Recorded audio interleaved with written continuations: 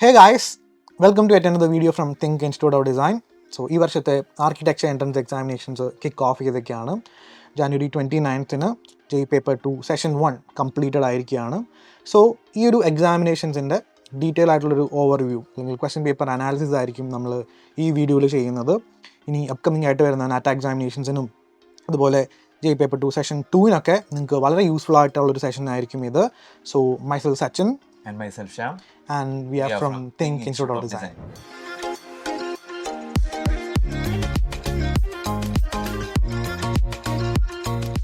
So examinations പൊതുവേ ഒരു usual pattern അവരെപ്പോഴും ഫോളോ ചെയ്യാറുണ്ട്.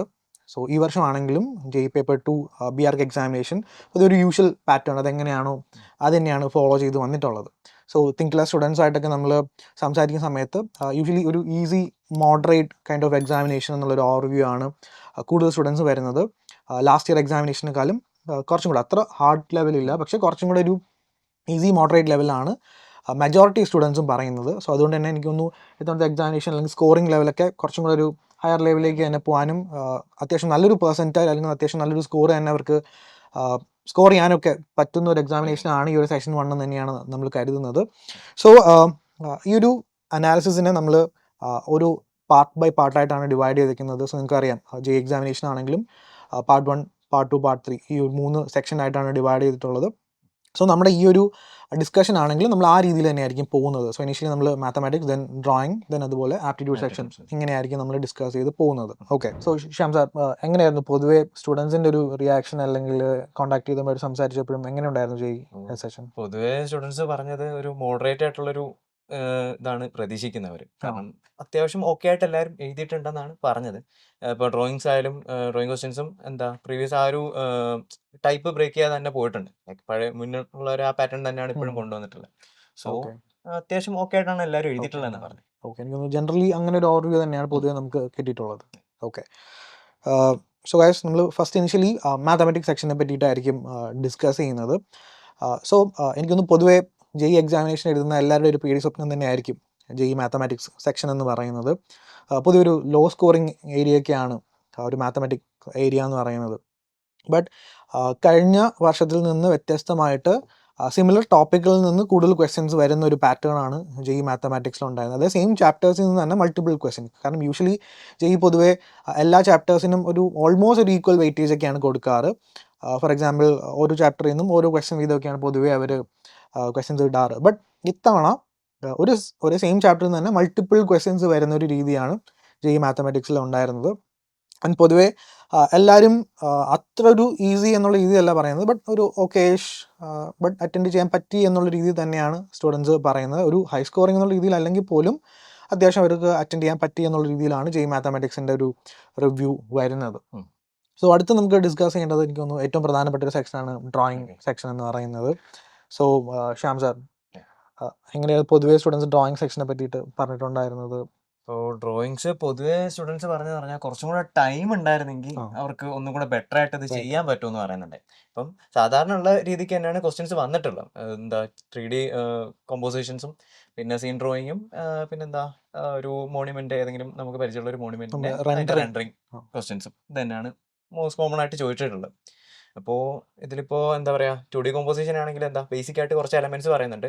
ബട്ട് ഇവിടെ ഈ ഒരു സിനാരിയോയിൽ അവർ ഇന്നൊരു ക്യാരക്ടർ അല്ലെങ്കിൽ ഒരു പെർട്ടിക്കുലർ ആയിട്ടൊരു പേഴ്സണിനെ നോക്കിയിട്ട് അയാളുടെ ടേബിളിലുള്ള ആ എലമെന്റ് എങ്ങനെയായിരിക്കും എന്നുള്ള രീതിക്കാണ് കൂടുതൽ പറഞ്ഞിട്ടുള്ളത്. അപ്പോൾ അത് കുറച്ചും കൂടെ ഒന്നും കൂടെ ആ ഒരു സ്റ്റുഡൻറ്റ് എങ്ങനെയായിരിക്കും ആ ഒരു പെർട്ടിക്കുലർ സിനാരിയോ ഹാൻഡിൽ ചെയ്യുന്നത് എന്നുള്ള രീതിക്കാണ് ഈ ഒരു ക്വസ്റ്റ്യൻ കൊണ്ടുപോയേക്കുന്നത്. ബട്ട് ബേസിക്കലി അതൊരു 3D കോമ്പോസിഷൻ ആണ്. എന്നാൽ ഇങ്ങനൊരു സിനാരിയോ വരുമ്പോൾ അതെങ്ങനെയായിരിക്കും നമ്മൾ പ്ലേസ് ചെയ്യുക, ആ ഒരു ടേബിളിൽ എങ്ങനെയായിരിക്കും ഈ എലമെന്റ്സ് ഒക്കെ വരിക എന്നുള്ള രീതിക്ക് ഇത് പറയുന്നുണ്ട്.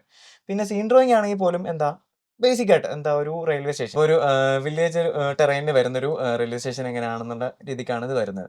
അപ്പം അതിലും ഒബ്സർവേഷൻ ആണ് മെയിൻ കീ വരാം. അപ്പം സ്റ്റുഡൻസ് ഓൾമോസ്റ്റ് എല്ലാവരും നന്നായിട്ട് തന്നെ ചെയ്തിട്ടുണ്ട്. അത്യാവശ്യം ബേസിക് ആയിട്ടുള്ള പെർസ്പെക്റ്റീവ് ഡ്രോയിങ് ചെയ്യുന്നവർക്ക് ഈസി ആയിട്ട് ക്രാക്ക് ചെയ്യാൻ പറ്റുന്ന രീതിക്കാണ് ക്വസ്റ്റ്യൻസ് ഉള്ളത്. പിന്നെ വരുന്നൊരു ക്വസ്റ്റ്യൻ എന്ന് പറയുന്നത് റെൻഡറിങ്ങിന്റെ 3D കോമ്പോസിഷൻ ആണെങ്കിലും പൊതുവെ ഒരു ഡയറക്റ്റ് ക്വസ്റ്റ്യൻസ് ആണ് സാധാരണ, അല്ലെങ്കിൽ ഇന്ന ഒബ്ജക്ട്സ് എണ്ണം പറഞ്ഞിട്ട് അത് കമ്പോസ് ചെയ്യാന്നുള്ളതായിരിക്കും പൊതുവെ 3D ചോദിക്കുന്നത്. പക്ഷേ ഇത്തവണ റൂട്ട് ഒന്ന് ചെറുതായിട്ടൊന്ന് മാറ്റി പിടിച്ചിട്ടുണ്ടെന്ന് തോന്നുന്നു. ബട്ട് അത് ആക്ച്വലി നല്ലതാണ്. കാരണം അവരുടെ ഒബ്സർവേഷൻ കുറച്ചും കൂടെ ബെറ്റർ ആക്കും. കാരണം എങ്ങനെ ആയിരിക്കും ഇങ്ങനെ ഒന്ന് ട്രിക്കി ആവുമല്ലേ. അപ്പൊ അതൊന്നും കൂടെ ഒന്ന് ക്രിയേറ്റീവ് ആവാൻ അവർക്ക് സാധിക്കും. എനിക്ക് പൊതുവേ ഡിസൈൻ എക്സാമിനേഷൻസ് ആണ് അങ്ങനെ അതെ, ഇൻഡയറക്ട്ലി ചോദിക്കുന്നത്. Indirectly ബട്ട് ചോദിക്കുന്നത്. എനിക്കൊന്ന് ജെയും സെയിം പാറ്റേൺ ഒക്കെ ഒന്ന് try out ചെയ്ത് ട്രൈ ഔട്ട് നോക്കുന്നുണ്ട്. നോക്കുന്നുണ്ടെന്ന് തോന്നുന്നു. ഓക്കെ, അടുത്ത റെൻഡറിങ് ക്വസ്റ്റൻ ആണ് അടുത്ത് വരുന്നത്. രണ്ടെങ്കിൽ ഇപ്പൊ ഫത്തേപൂർ സിക്രി എന്ന് പറയുന്ന ഒരു ആ മോണുമെന്റ് പലരും പലരും പല രീതിക്കാണ് അത് പറയുന്നത്. ചിലര് ബുൽന്ദർ വാസ എന്ന് മഹേന്ദർ വാസ പറയുന്നത്, എന്ന് ഫത്തേപൂർ പറയുന്നത്, സിക്രി എന്ന് ഫത്തേപൂർ സിക്രി എന്ന് പറയുന്നുണ്ട്. പറയുന്നത്. അപ്പം രണ്ടായാലും ലൈക്ക് ആ തരുന്ന ഇമേജിനനുസരിച്ച് അത് റെൻഡർ ചെയ്യാന്നുള്ള തന്നെയുള്ള നമ്മുടെ മെയിൻ ഡ്യൂട്ടി അതിനകത്ത്. അതെ അത് അതെ, keep അതുകൊണ്ട് ചെയ്ത് പോവാണെങ്കിൽ വേറെ പ്രശ്നങ്ങളൊന്നും ഉണ്ടാവില്ല. ചെയ്തു വൃത്തിക്ക് റെൻഡർ ചെയ്യുക എന്നുള്ള മാത്രമേ ഉള്ളൂ. ചെയ്യാം. എനിക്കൊന്നും നമ്മൾ പൊതുവെ എക്സ്പെക്ട് ചെയ്ത ഒരു കൈൻഡ് ഓഫ് ടോപ്പിക്കുകൾ തന്നെയാണ് അതെ. ഡ്രോയിങ് സെക്ഷനിൽ വന്നിട്ട്. കാര്യം ഒരു സർപ്രൈസിംഗ് ആയിട്ട് തോന്നുന്നുണ്ടെങ്കിൽ ഈ പറഞ്ഞ 3D കോമ്പോസിഷൻ ഇൻഡയറക്ട്ലി ചോദിച്ചത് മാത്രമാണ് മാത്രമാണ് ഒരു സർപ്രൈസിംഗ് ചെറിയൊരു എലമെന്റ് അവിടെ element കൊണ്ടുവന്നത്. ബാക്കിയെല്ലാം സെയിം പാറ്റേൺ തന്നെ പോയിട്ടുണ്ട്. അതെ, എനിക്കൊന്ന് ഓൾമോസ്റ്റ് നമ്മുടെ മോഡൽ എക്സാമിനേഷൻ ആണെങ്കിലും ഒക്കെ ഇത്തരം കൈൻഡ് ഓഫ് ക്വസ്റ്റിനോട് സ്റ്റുഡൻസ് വളരെയധികം യൂസ് ടു ആണ്. സോ അതുകൊണ്ട് തന്നെ എനിക്കൊന്ന് നമ്മുടെ സ്റ്റുഡൻറ് റിയാക്ഷനിലാണെങ്കിലും സ്റ്റുഡൻസ് പലരും പറയുന്നുണ്ടായിരുന്നു, അത് പൊതുവെ എല്ലാവരും പറയുന്നതാണ് തെങ്ങിൻ്റെ എക്സാമിനേഷൻ ആണ് പാട്, ബാക്കിയുള്ള എക്സാമിനേഷൻ പൊതുവെ ഈസി ആണെന്നുള്ളൊരു ഒപ്പീനിയൻ. അതുകൊണ്ട് തന്നെ അവർക്ക് കുറച്ചും കൂടെ ആക്ച്വൽ എക്സാമിനേഷൻ ഈസി ആയിട്ട് അറ്റൻഡ് ചെയ്യാൻ പറ്റുന്നുണ്ട്, ഒരു അഡ്വാൻറ്റേജ് കിട്ടുന്നുണ്ടെന്നും പറയുന്നുണ്ട്. സോ ഇതാണ് ഡ്രോയിങ് സെക്ഷൻ്റെ. എനിക്കൊന്ന് അത്യാവശ്യം പിന്നെ ടൈം മാനേജ്മെന്റ് കുറച്ച് കുറച്ചും കൂടെ ടൈം ഉണ്ടായിരുന്നെങ്കിൽ ഒന്നും കൂടെ ബെറ്റർ ആക്കാൻ പറ്റും. നോക്കുകയാണെങ്കിൽ മേ ബി റെഡി ആവുന്നേ ഉള്ളൂ. എനിക്കൊന്നു അതും കുറച്ചേറെ സ്റ്റുഡൻസ് ഈ ടൈമിൻ്റെ ഒരു മാനേജ്മെന്റ് ഒരു ഇഷ്യൂ പറയുന്നുണ്ടായിരുന്നു ഡ്രോയിങ്ങിൻ്റെതല്ല. Okay, so moving on to next section, അതായത് ആപ്റ്റിറ്റ്യൂഡ് സെക്ഷൻ ആണ്. എനിക്കൊന്ന് അത്യാവശ്യം ഹൈ സ്കോറിങ് ഏരിയ ആണ് ആപ്റ്റിറ്റ്യൂഡ് സെക്ഷൻ പൊതുവേ ചെയ്യുക എക്സാമിനേഷൻസിൽ. അതായത് ആപ്റ്റിറ്റ്യൂഡ് സെക്ഷനിൽ പൊതുവേ ചോദിക്കുന്ന ടോപ്പിക്കുകൾ എന്ന് പറയുന്നത് നോൺ വെർബൽ, ആർക്കിടെക്ചറൽ അവയർനെസ്, പിന്നെ ക്വാണ്ടിറ്റേറ്റീവ് ആപ്റ്റിറ്റ്യൂഡും ഇപ്പോൾ ഈയിടെയായിട്ട് ചോദിച്ചു തുടങ്ങിയിട്ടുണ്ട്. ആൻഡ് എനിക്കൊന്നു ജെഇ എക്സാമിനേഷനിൽ അവരുടെ സ്കോറിനെ ഏറ്റവും കൂടുതൽ സപ്പോർട്ടിംഗ് എന്നല്ല, ഏറ്റവും കൂടുതൽ അഫക്റ്റ് ചെയ്യുന്നത് അല്ലെങ്കിൽ വളരെ പങ്കുള്ള ഒരു ഏരിയ ആണ് ഈ പറഞ്ഞ ആപ്റ്റിറ്റ്യൂഡ് സെക്ഷൻ എന്ന് പറയുന്നത്. അത് എത്രത്തോളം അവർ സ്കോർ ചെയ്യുമോ അത്രത്തോളം പെർസെൻറ്റൈൽ വേരിയേഷൻ അതിൽ കൊണ്ടുവരാൻ സാധിക്കും. അപ്പോൾ പൊതുവെ എനിക്ക് തോന്നും ആപ്റ്റിറ്റ്യൂഡ് സെക്ഷൻ വളരെ ഈസി ഒരു ഇതായിട്ടാണ്, അത് പാസ്റ്റ് ഇയറിലെ അല്ലെങ്കിൽ പ്രീവിയസ് ഇയർ ക്വസ്റ്റ്യൻ പേപ്പറിന് സെയിം പാറ്റേൺ തന്നെ ഫോളോ ചെയ്ത് എന്നുള്ള രീതി തന്നെയാണ് വന്നിട്ടുള്ളത്. ആൻഡ് ലോജിക്കൽ അല്ലെങ്കിൽ നോൺ വെർബൽ റീസണിലേക്ക് വന്നു കഴിഞ്ഞാൽ ഇപ്പോൾ ഡിഫറെൻറ്റ് വ്യൂസ്, പ്രൊജക്ഷൻ അല്ലെങ്കിൽ top view, side view, surface counting, out one, അങ്ങനെയുള്ള ഈ ഒരു യൂഷ്വൽ കൈൻഡ് ഓഫ് ക്വസ്റ്റ്യൻസ് തന്നെയാണ് ഇത്തവണയും ജെയുടെ നോൺ വെർബൽ സെക്ഷന് ചോദിച്ചിട്ടുണ്ട്. അപ്പോൾ എനിക്കൊന്നും അത് കമ്പാരിറ്റീവ് വളരെ ഈസി ടോപ്പിക്കാണ്. അതുകൊണ്ട് തന്നെ എല്ലാവരും നല്ല രീതിയിൽ തന്നെ അത്തരം സെക്ഷൻസ് അറ്റൻഡ് ചെയ്തിട്ടുണ്ടെന്ന് തന്നെയാണ് കരുതുന്നത്. ആൻഡ് പിന്നെ അടുത്ത ഏറ്റവും മേജർ സെക്ഷൻ എന്ന് പറയുന്നത് ആർക്കിടെക്ചറൽ അവയർനെസ് ആണ്. പൊതുവേ സർട്ടൺ ടോപ്പിക്കുകൾ ജെയുടെ ഒരു ഫേവറേറ്റ്സ് ആണ്. ഇപ്പം ക്ലൈമറ്റോളജി അല്ലെങ്കിൽ building materials, architecture and the works അല്ലെങ്കിൽ ബിൽഡിങ്സ്, മോണുമെന്റ്സ്, അത്തരം കൈൻഡ് ഓഫ് ടോപ്പിക്കുകളൊക്കെ, സ്റ്റൈൽസ്, അങ്ങനെയുള്ള കാര്യങ്ങളൊക്കെ. എനിക്കൊന്ന് ഇത്തവണത്തെ ആർക്കിടെക്ചറൽ അവയർനെസ്സിൽ match the following type of questions കുറച്ച് കൂടുതലായിരുന്നു എന്ന് പറയുന്നുണ്ടായിരുന്നു. അതിലൊരു ക്വസ്റ്റ്യൻ എന്ന് പറയുന്നത് ലൈക്ക് ഈ സ്റ്റൈൽസ് ഓഫ് ആർക്കിടെക്ചർ കണക്ട് ചെയ്തിട്ടുള്ളൊരു ക്വസ്റ്റ്യൻ ആണ്. പിന്നെ ഉണ്ടായിരുന്നതെന്ന് വെച്ചാൽ പ്ലേസസിനെയും മോണുമെൻറ്റ്സിനെയും കണക്ട് ചെയ്യാനുള്ള അങ്ങനത്തെ ഒരു ടൈപ്പ് ഓഫ് ക്വസ്റ്റ്യൻസ് ആണ് മാത്സ് ഫോളോയിങ്ങിലൊക്കെ ചോദിച്ചിട്ടുണ്ടായിരുന്നത്. ഇത് ജസ്റ്റ് സ്റ്റുഡൻസിന് പറഞ്ഞത് വെച്ചിട്ടാണ് നമ്മൾ പറയുന്നത്. ആക്ച്വൽ ക്വസ്റ്റ്യൻ റിലീസ് ചെയ്യുമ്പോഴായിരിക്കും നമുക്ക് കുറച്ചും കൂടെ ക്വസ്റ്റ്യൻ്റെ ഒരു ബെറ്റർ ഒരു ഐഡിയ നമുക്ക് കിട്ടുന്നത്. ആൻഡ് ഓൾസോ സിമിലർലി പ്രിറ്റ്സ്കർ പ്രൈസിനെ റിലേറ്റ് ചെയ്തിട്ടുള്ള 2 ക്വസ്റ്റ്യൻസ് ഉണ്ടായിരുന്നു എന്ന് സ്റ്റുഡൻസ് പറയുന്നുണ്ടായിരുന്നു. ആൻഡ് ഓൾസോ ഈ പറഞ്ഞ പോലെ ആർക്കിടെക്ചർ സ്റ്റൈൽസ് അങ്ങനത്തെ ഓറിയൻറ്റഡ് ആണ്. അപ്പോൾ പൊതുവേ യൂഷ്വലി നമ്മൾ എക്സ്പെക്ട് ചെയ്യുന്ന ഒരു കൈൻഡ് ഓഫ് ടോപ്പിക്കുകളിൽ നിന്ന് തന്നെയാണ് ഇതാണ് ആർക്കിടെക്ചറൽ അവയർനെസ്സിൽ നിന്നും ക്വസ്റ്റ്യൻ വന്നിട്ടുള്ളത്. സോ അതുകൊണ്ട് തന്നെ ആപ്റ്റിറ്റ്യൂഡ് വളരെ ഹൈ സ്കോറിംഗ് ഏരിയ ആയിട്ട് തന്നെ മാറാൻ തന്നെയാണ് ഇത്തവണയും ചാൻസസ് കൂടുതൽ. സോ നിങ്ങളെല്ലാവരും നല്ല രീതിയിൽ തന്നെ ആപ്റ്റിറ്റ്യൂഡ് സെക്ഷൻ അറ്റൻഡ് ചെയ്തു തന്നെയാണ് കരുതുന്നത്. ഓക്കെ, സോ ഇതാണ് ഇൻ ജനറൽ നമ്മുടെ ജെഇ പേപ്പർ 2 ആർക്കിടെക്ചറിൻ്റെ ഒരു ജനറൽ ഓവർവ്യൂ എന്ന് പറയുന്നത്. ഒരു ഈസി മോഡറേറ്റ് എക്സാമിനേഷൻ എന്ന് തന്നെയാണ് ഭൂരിഭാഗം സ്റ്റുഡൻസിൻ്റെയും ഒരു ഒപ്പീനിയൻ. സോ ഗൈസ്, ഇനി വരുന്ന സെഷൻ 2 എക്സാമിനേഷൻ രജിസ്ട്രേഷൻസ് ഒക്കെ റീസ്റ്റാർട്ട് ചെയ്തിട്ടുണ്ട്. സോ നിങ്ങൾക്ക് അത്തരം രജിസ്ട്രേഷൻ ചെയ്യാത്തവർക്കൊക്കെ രജിസ്ട്രേഷൻസ് പ്രോസസ്സ് ഫിനിഷ് ചെയ്യുക.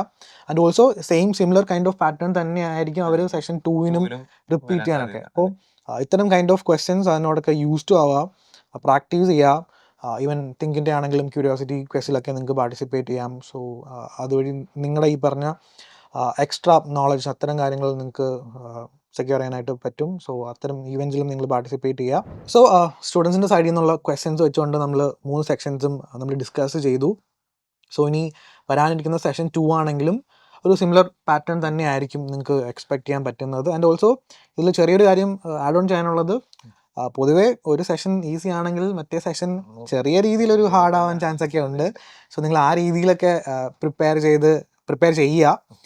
ഈ പറഞ്ഞ അനാലിസിസ് ആണെങ്കിലും ഇനിയിപ്പോൾ ക്വസ്റ്റ്യൻ പേപ്പേഴ്സൊക്കെ അവർ റിലീസ് ചെയ്യും. സോ ആ സമയത്തൊക്കെ ആണെങ്കിലും കുറച്ചും കൂടെ ഈ പാറ്റേണൊക്കെ ആണെങ്കിലും ഫോളോ ചെയ്ത് കുറച്ചും കൂടെ ഒരു ലെവൽ ഒന്ന് അപ്പ് ചെയ്തിട്ട് നിങ്ങൾ കാര്യങ്ങൾ കുറച്ചും കൂടെ ഡീറ്റെയിൽ ആയിട്ട് ചെയ്യുക ആൻഡ് അതിന് വർക്ക് ചെയ്യുക.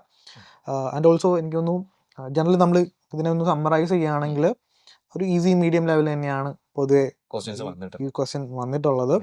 ആൻഡ് ആപ്റ്റിറ്റ്യൂഡ് ആണെങ്കിലും അത്യാവശ്യം ഈസി ആയിട്ട് തന്നെയാണ് എല്ലാവരും പറഞ്ഞിട്ടുള്ളത്. മാത്തമാറ്റിക്സ് ഡ്രോയിങ് ആണെങ്കിലും പൊതുവെ ഈസി ആയിട്ടുള്ള രീതിക്ക് തന്നെയാണ്. അത് ഒന്ന് ട്രിക്കി ആക്കി വെക്കണം എന്നുള്ള ചെറിയൊരു രീതിക്ക് അത് പോയിട്ടുള്ളൂ. പിന്നെ ടൈം മാനേജ്മെന്റ്, ഇപ്പോൾ ഇത്തവണ നിങ്ങൾ ടൈം മാനേജ്മെന്റിനെ പറ്റിയിട്ട് പറഞ്ഞു, കുറച്ച് ഒരു ടൈം കൂടെ കിട്ടിയിരുന്നെങ്കിൽ, പക്ഷേ നെക്സ്റ്റ് എക്സാമിനേഷൻ അത് കവർ ചെയ്യുന്ന രീതിയിൽ തന്നെ നിങ്ങൾ ടൈം മാനേജ്മെന്റും ഇതിനനുസരിച്ച് ഒരു ഹാർഡ് ലെവൽ ക്വസ്റ്റ്യൻസ് ഒക്കെ പ്രിപ്പയർ ചെയ്തിട്ട് അല്ലെങ്കിൽ ടൈം കൺസ്യൂം ചെയ്യുന്ന ടൈപ്പ് ഓഫ് ക്വസ്റ്റ്യൻസ് ഒക്കെ ചെയ്ത് പ്രാക്ടീസ് ചെയ്യണമെങ്കിൽ ബെറ്റർ ആയിരിക്കും. ഓക്കെ. ആൻഡ് ഓൾസോ നമ്മൾ മാത്തമാറ്റിക്സ് സെക്ഷനിലേക്ക് വരികയാണെങ്കിലും പൊതുവെ ലോ സ്കോറിംഗ് ഏരിയ ആണ് മാത്തമാറ്റിക്സ്. ബട്ട് മാക്സിമം അറ്റൻഡ് ചെയ്യാൻ പറ്റുന്ന ക്വസ്റ്റ്യൻസ് തന്നെ നിങ്ങൾ അറ്റംപ്റ്റ് ചെയ്ത് പോവുക.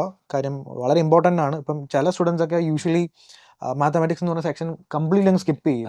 അതായത് പാടാണെന്ന് പറഞ്ഞിട്ട് നെഗറ്റീവ് അടിക്കേണ്ടെന്ന് വിചാരിച്ചിട്ട് ഒരു കംപ്ലീറ്റ് അങ്ങ് സ്കിപ്പ് ചെയ്യും. ബട്ട് നിങ്ങൾ അറ്റ്ലീസ്റ്റ് ഒരു ക്വസ്റ്റ്യൻ എങ്കിലും ഒക്കെ കറക്റ്റ് ചെയ്യുന്ന രീതിയിൽ തന്നെ ട്രൈ ഔട്ട് ചെയ്യണം. അതെ, അത് വളരെ ഇമ്പോർട്ടൻ്റ് ആണ്. കാര്യം പാർട്ട് ബൈ പാർട്ടായിട്ടാണ് ജെ പേപ്പർ 2ൻ്റെ പെർസെൻറ്റേജ് കാൽക്കുലേറ്റ് ചെയ്യുന്നത്. അപ്പോൾ അതിൽ ഓരോ സെക്ഷനും അതിൻ്റേതായിട്ടൊരു ഇമ്പോർട്ടൻസ് ഉണ്ട്. മാത്തമാറ്റിക്സിനും അതുപോലെ ഇമ്പോർട്ടൻസ് ഉണ്ട്. സോ അതുകൊണ്ട് തന്നെ ഒരിക്കലും നിങ്ങൾ സ്കിപ്പ് ചെയ്യരുത് മാത്തമാറ്റിക്സ്. പൊതുവെ എല്ലാവരും ചെയ്യുന്ന ഒരു കാര്യമാണ് സ്കിപ്പ് ചെയ്യുന്നത്. കംപ്ലീറ്റ് ആയിട്ട് സ്കിപ്പ് ചെയ്യും. ബട്ട് ഒരു ക്വസ്റ്റ്യൻ അല്ലെങ്കിൽ ഒരു മാർക്ക് എന്ന് പറയുന്നത് വളരെ ഇമ്പോർട്ടൻ്റ് ആണ് ഈ ഒരു പെർസെൻറ്റേജ് കാൽക്കുലേഷനിലേക്ക് വരുമ്പോൾ. ഓക്കെ.